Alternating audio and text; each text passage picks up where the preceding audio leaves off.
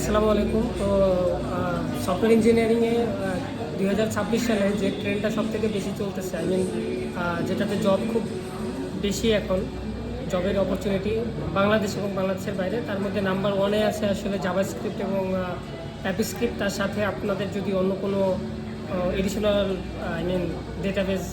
language like SQL বা নোএসকিউএল or GraphQL, এগুলোতে যদি আপনাদের এক্সপার্টাইজ থাকে,